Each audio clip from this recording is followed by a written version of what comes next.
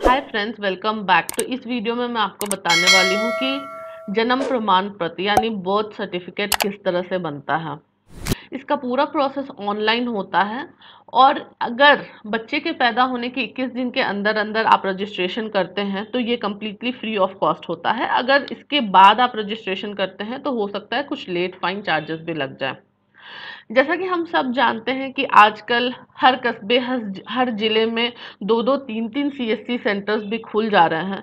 तो ऐसे में मुझे लगता है कि हमको कुछ एक्स्ट्रा एफर्ट करना चाहिए, अपने ग्राहक को कुछ एक्स्ट्रा सर्विसेज देनी चाहिए जिससे कि ग्राहक बार बार हमारे ही सेंटर पे आए और जो दूसरे सीएससी वीएडी हैं या फिर दूसरे जो सेंटर्स हैं उनसे ज़्यादा उनको हमारे सेंटर पे भरोसा रहे।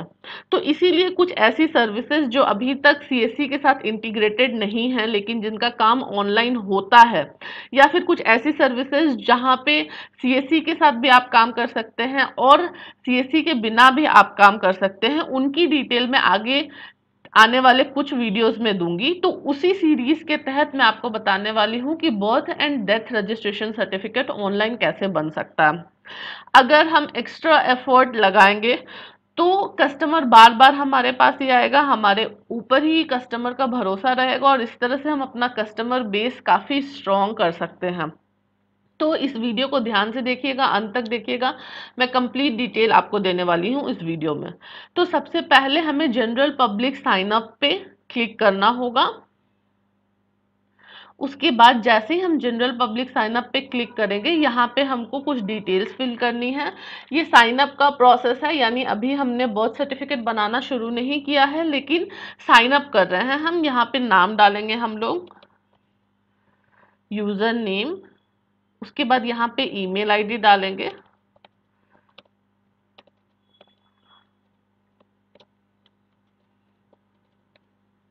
उसके बाद यहाँ मोबाइल नंबर डालेंगे, उसके बाद हमको यहाँ पे डेट ऑफ अकरेंस, किस दिन बच्चा पैदा हुआ था वो डिटेल डालनी है। हम मान लेते हैं 1 सितंबर 2020 का डेट था तो 1 तारीख हम सेलेक्ट कर लेते हैं। फिर यहाँ पे स्टेट सेलेक्ट करनी है, तो मान लीजिए कि आप जिस स्टेट में रहते हैं अगर वहाँ पे अभी ये सर्विस चालू नहीं हुई है तो अलग बात है, अदरवाइज यहाँ पे काफ़ी लिस्ट दी गई है स्टेट्स की। तो आप एक बार स्टेट का नाम ज़रूर सेलेक्ट कर लें और चेक कर लें कि आपके स्टेट में अभी ये ऑप्शन अवेलेबल है या नहीं है। तो मैं फिलहाल के लिए उत्तर प्रदेश सेलेक्ट कर रही हूँ और यहाँ पे डिस्ट्रिक्ट सेलेक्ट कर लेती हूँ मैं। तो डिस्ट्रिक्ट सेलेक्ट कर लिया मैंने और यहाँ पे अब हमको सब डिस्ट्रिक्ट सेलेक्ट करना है, यानी जो तालुका होता है हमको तालुका सेलेक्ट करना है। यहाँ पे तालुका के अंदर कौन सा विलेज या टाउन आता है हमको वो भी सेलेक्ट करना है यहाँ पे, तो मैं वो भी सेलेक्ट कर लेती हूँ।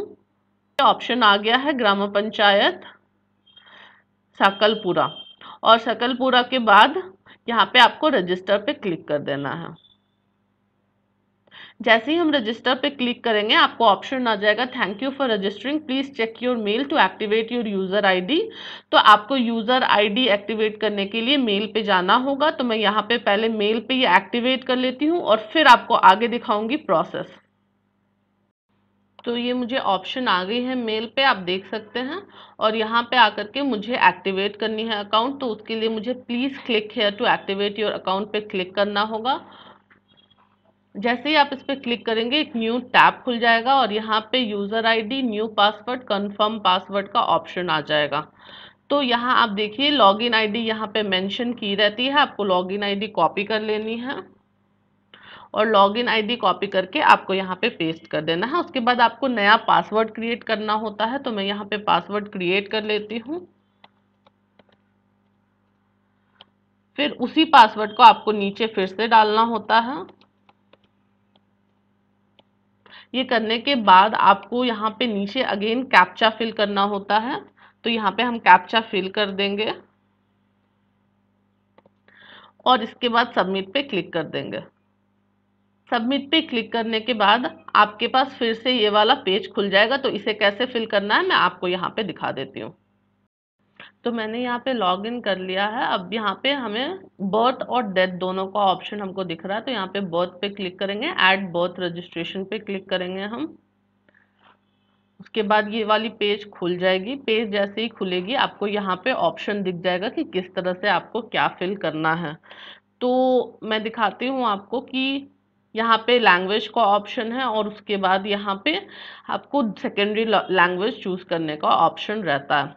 ठीक है, तो आप लैंग्वेज में हिंदी इंग्लिश कुछ भी चूज कर सकते हैं। मैं इंग्लिश चूज कर रही हूँ और सेकेंडरी ऑप्शन आपको सिर्फ हिंदी मिलता है जो लैंग्वेज की है, तो आप वहाँ पे हिंदी सेलेक्ट कर सकते हैं। उसके बाद यहाँ पे फॉर्म नंबर पूछा जा रहा है और आपको रिपोर्टिंग डेट पूछी जा रही है। तो रिपोर्टिंग डेट मतलब आप किस दिन ये फॉर्म जो है फिल कर रहे हैं। ठीक है, और आपके पास अगर कोई फॉर्म नंबर है तो आप फिल कर सकते हैं, नहीं तो आप छोड़ सकते हैं। अब मैं दिखा देती हूँ कि फॉर्म में क्या क्या फिल करना है। डेट ऑफ बर्थ, तो जैसा कि हमने 1 तारीख सेलेक्ट किया था तो यहाँ पे 1 तारीख सेलेक्ट कर लेंगे, 1 सितंबर। यहाँ पे बच्चे का लिंग क्या है, मेल फीमेल जो भी है, तो मैं यहाँ पे फीमेल सेलेक्ट कर रही हूँ।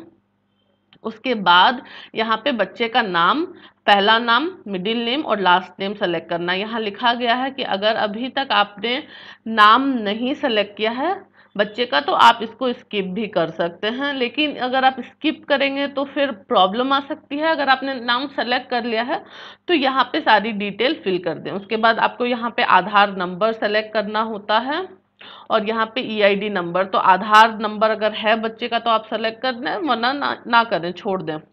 उसके बाद आपको प्लेस ऑफ बर्थ सेलेक्ट करना होता है, यानी कहाँ जन्म हुआ है, घर पे हुआ है या फिर कहीं बाहर हुआ है। ठीक है, उसके बाद आपको यहाँ पे बिल्डिंग नेम, उसके बाद हाउस नंबर यानी कंप्लीट एड्रेस डालना होता है। यहाँ पे स्टेट तो हमने पहले ही फिल कर लिया था जब हम साइन अप कर रहे थे, तो इसीलिए यहाँ पे दोबारा से डालने की ज़रूरत नहीं है। उसके बाद पिन कोड यहाँ पे डालना है आपको। ये सब कुछ डालने के बाद आपको बच्चे के पिताजी का इंफॉर्मेशन डालना है, तो उनका फर्स्ट नेम, मिडिल नेम और लास्ट नेम डालेंगे और उसके बाद पिताजी का आधार नंबर, ईमेल आईडी और मोबाइल नंबर डालना है।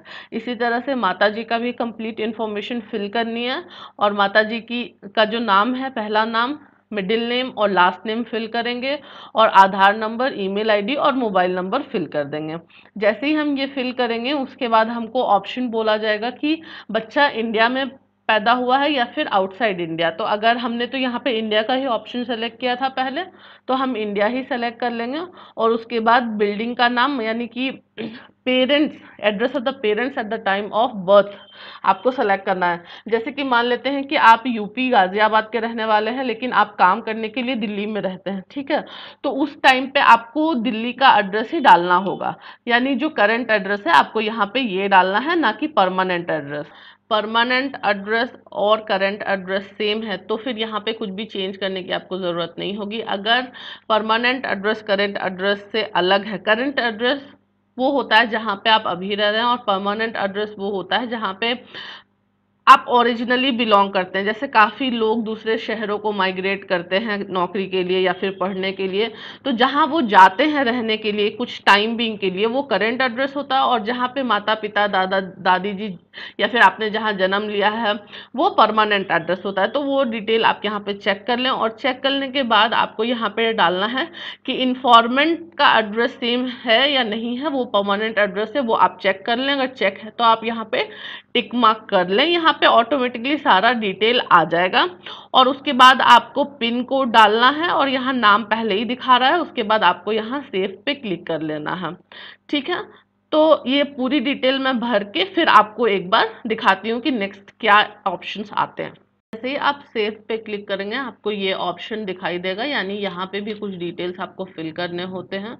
तो यहाँ पे आपको सारा डिटेल फिल करना होगा, जहाँ पे आपको फादर एंड मदर की इंफॉर्मेशन डालनी होगी, जैसे कि उनका रिलीजन क्या है, जो भी रिलीजन है आप सेलेक्ट कर सकते हैं। फिर फादर का एजुकेशन लेवल क्या है आप वो सेलेक्ट कर सकते हैं।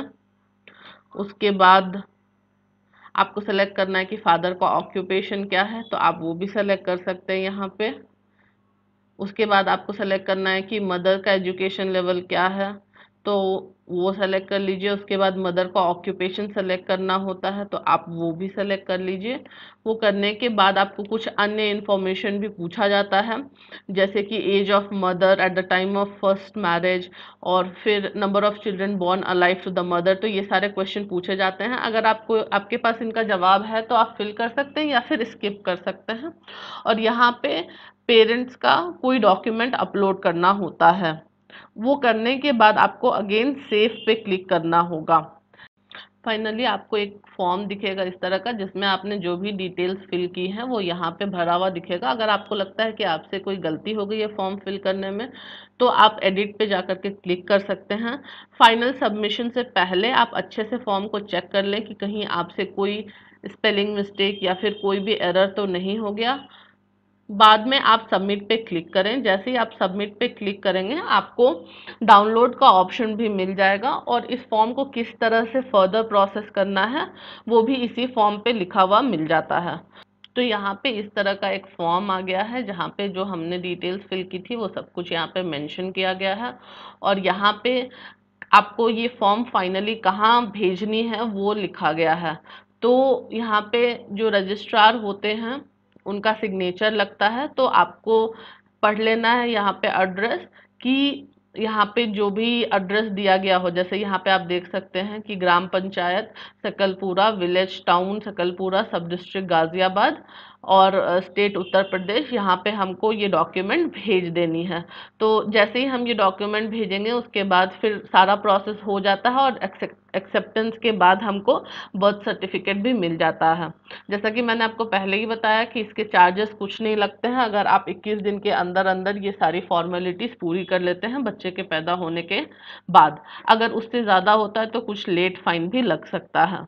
तो मुझे उम्मीद है आपको ये वीडियो पसंद आई होगी। पसंद आई है तो वीडियो को एक लाइक कर दीजिए और चैनल को सब्सक्राइब कर लीजिए। Thank you.